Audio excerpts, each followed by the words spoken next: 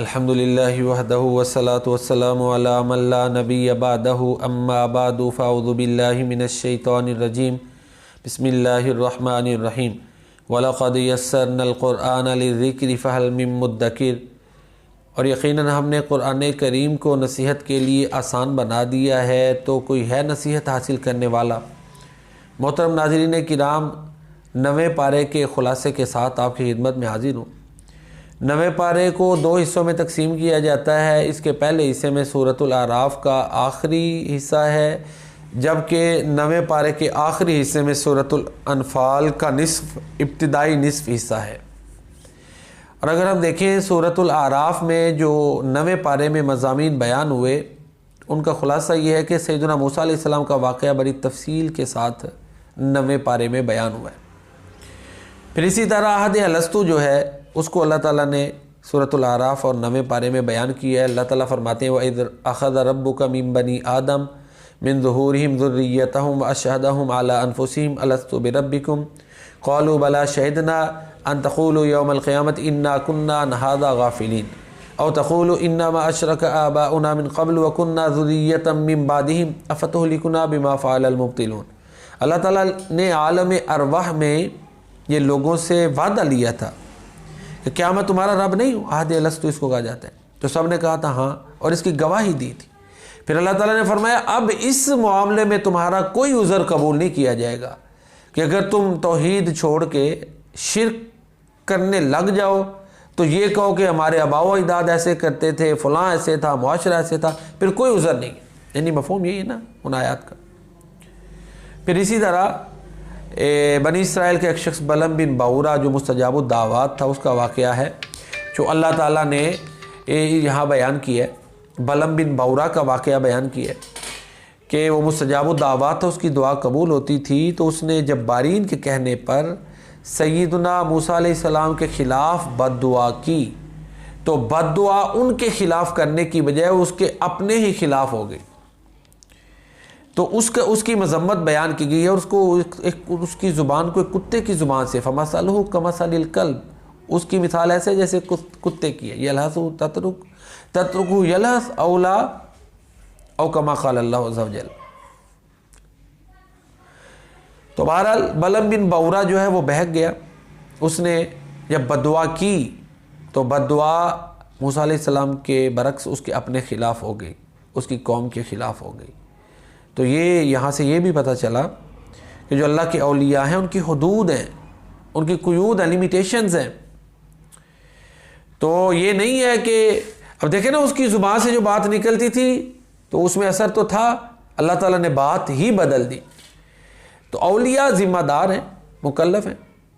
اور یہاں سے یہ بھی پتہ چلا کہ پیغمبر کا مقام جو ہے وہ اونچا ہے، اور اسی طرح جو اللہ کے اولیاء ہیں اگر وہ غلطی کریں تو پھر وہ اللہ کے ولیوں کی صفت سے نکل کر، اللہ کے ولیوں کی صف سے نکل کر وہ دوسری صف میں بھی جا سکتے ہیں، جیسے بلم بن باورا چلا گیا۔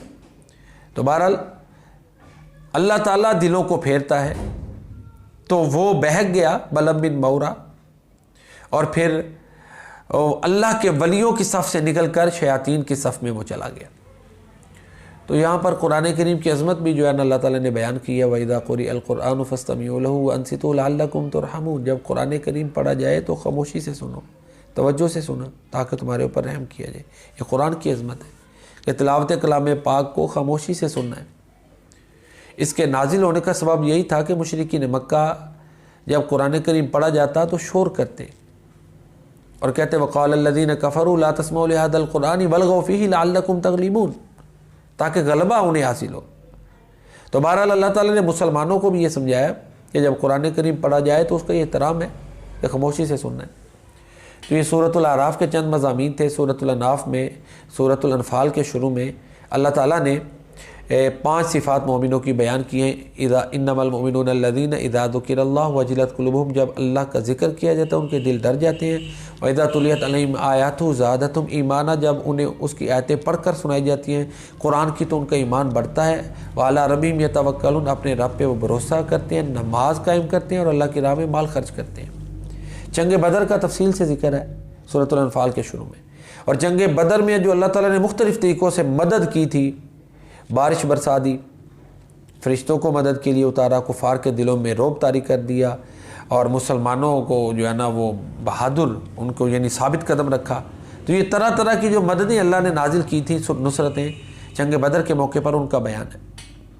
اور اسی طرح سورۃ الانفال میں بار بار اللہ تعالیٰ نے ایمانداروں کو خطاب کیا ہے، اور ایماندار کہہ کر کیا، یا ایھا الذین آمنو، اور کہا کیا کہ اے ایمان والو. پہلے خطاب میں کہا کہ میدان جنگ کو نہیں چھوڑنا کبھی بھی، الا یہ کہ جنگی چال ہو یا اپنے لشکر سے ملنا ہو. یا ایھا الذین آمنوا اذا لقیتم الذین کفروا زحفا فلا تولوهم الادبار.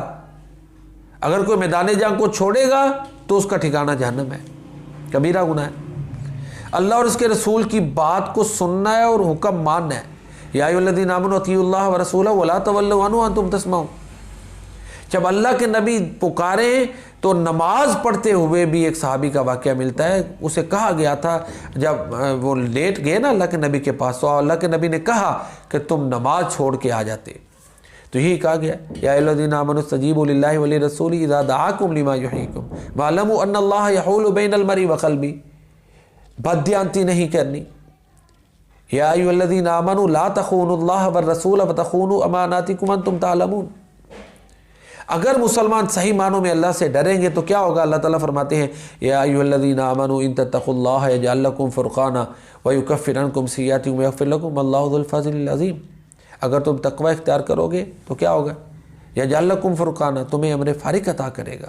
یہ صلاحیت اللہ تعالیٰ عطا کرے گا کہ تم حق اور باطل میں فرق کر سکو، تمہاری برائیاں دور کر دے گا، تمہیں بخش دے گا، اور اللہ تعالیٰ تمہارے اوپر فضل کرے گا.